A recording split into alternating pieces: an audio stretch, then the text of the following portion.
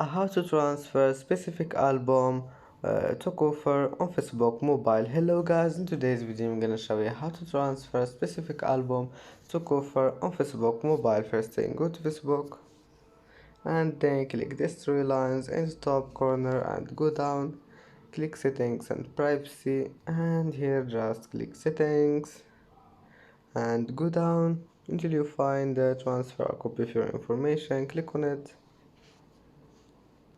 and then click next, and now just click Koofr and then click specific album, this one, and select any album you want and then next, and go to videos and click none and then next, and now just connect your Facebook with Koofr, and that's it for today's video. Don't forget like and subscribe, and see you in the next video.